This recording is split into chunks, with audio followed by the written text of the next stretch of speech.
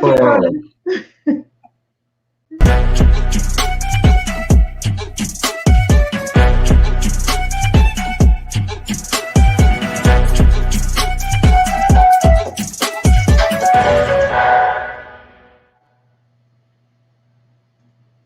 Hola. Hey. Hola. Holiday. How are you? I'm blessed. Amen. Amen. Love to hear that. That's I'd good. love to hear that. It's good to see you today. Welcome to Cafe with the Candidates. I got my cafecito ready. Cafecito, right? Any Yes. excuse will do. Amen. So thank you for being with us today. Thank you for inviting me. No problem. It's our pleasure. Tell us a little bit about yourself and your background. Well, I was born in Tampa, first generation Cuban American. We grew up very poor. My dad came to the U.S. with $14 in his pocket and the clothes on his back. Wow. So he started as a dishwasher, went to busboy, then waiter. My mom worked in a sewing factory. Wow. And so we grew up, my early years, I grew up in Ponce de Leon projects in Ybor City. Yes. And then my parents were able to save up enough money to buy a little house, and we moved to West Tampa. And we lived there for many years. In fact, we built a house next door to my parents, my husband and I. I helped my dad start his barbershop. He went to barber school. And then in 1980 he got 1978 he started his own barbershop. Wow. And I was already a cosmetologist, and then I got my barber's license, and I started working with him, and I met my husband there. Wow, that's amazing. That's great. I'm from West Tampa too. Yeah. Lemon Street. I lived on Eileen Street. Oh yeah, yes. Yes. Wow. But, yeah, God's been good. Amen. That's great to hear. So tell us a little bit about, what shaped you, to run for office. What prompted you? What inspired you to become a candidate? I went to a meeting at the Republican Party to be a committee woman for my precinct. And my husband and I went with me. We did the training. And on my way home, I retired. My husband and I retired from the construction business. We had a construction company from 1985 to 2015. And we retired and just enjoying the grandkids and traveling.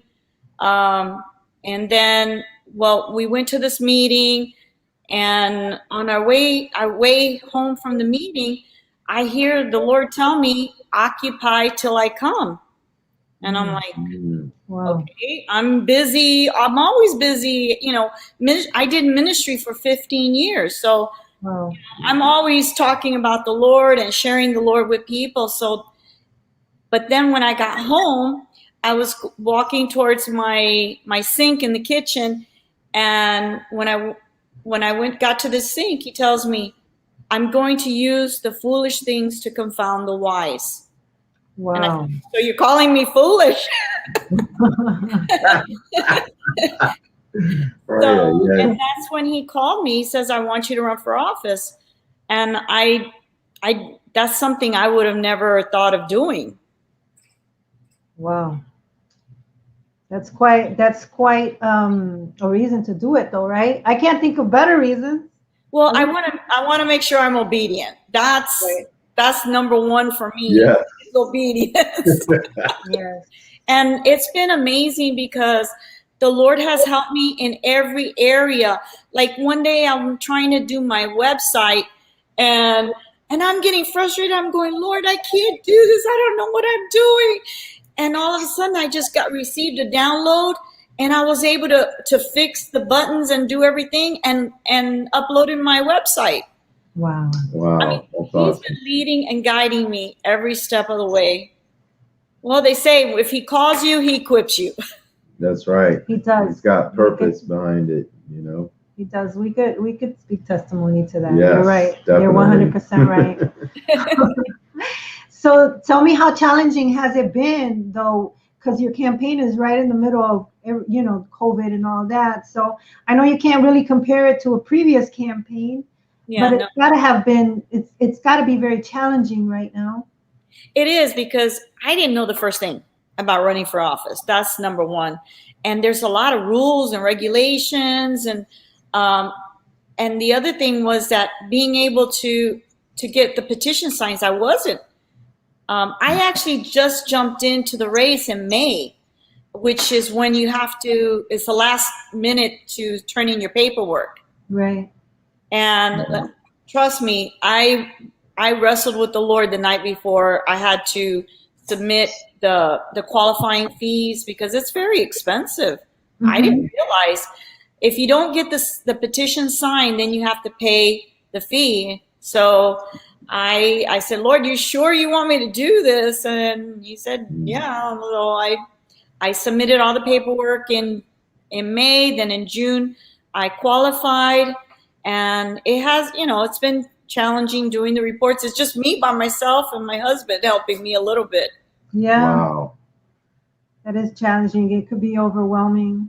I mean, you know, I know that there's a lot of things that we could do for like technology, but it's so challenging. It is.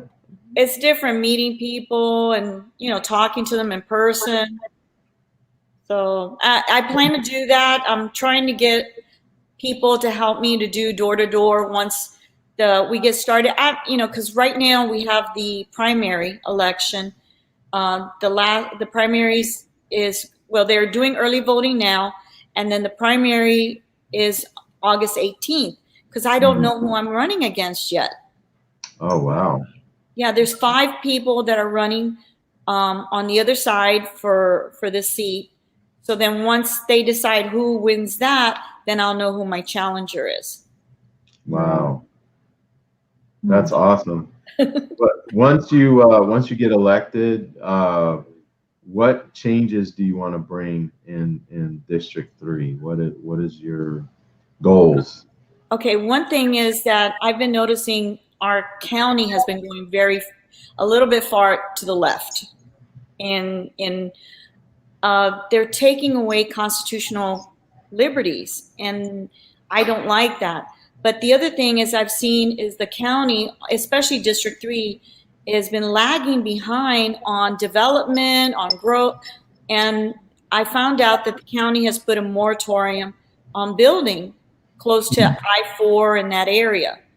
And I would like to see some enterprise zones come in there. I know Senator Tim Scott was talking about that, the federal government giving some grants for enterprise zones where we bring in some affordable housing, multifamily and single family. Another thing is the county voted to almost double the impact fees for builders. So a builder is paying almost $10,000 per house to the county. Wow. I believe that government needs to be accountable for the money. Just like we are accountable to God for our finances, I believe the government needs to be accountable also. Yes. Wow.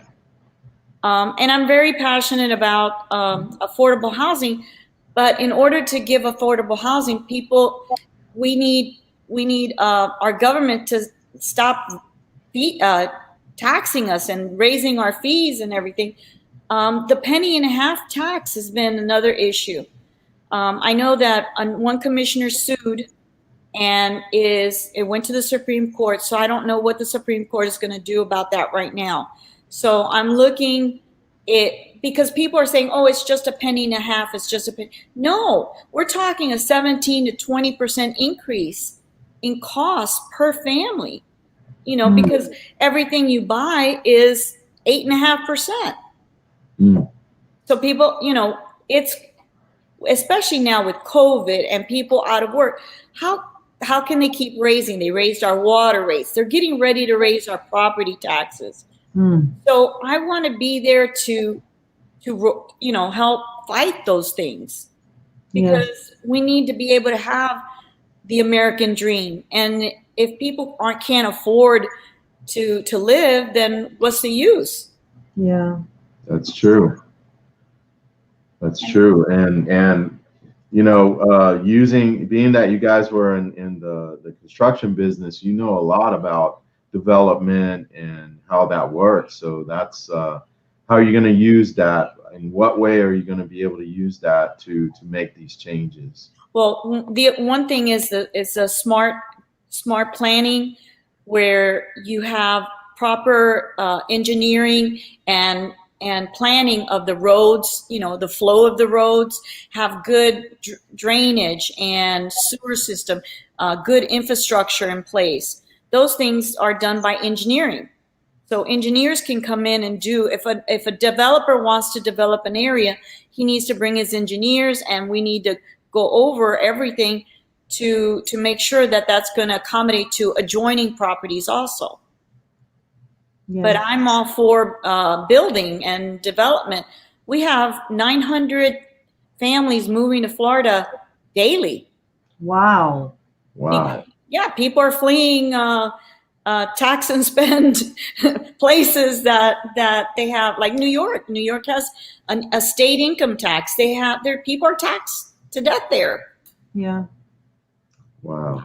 And I want to support, you know, our law enforcement and support our firefighters and paramedics, you know, make sure they're taken care of.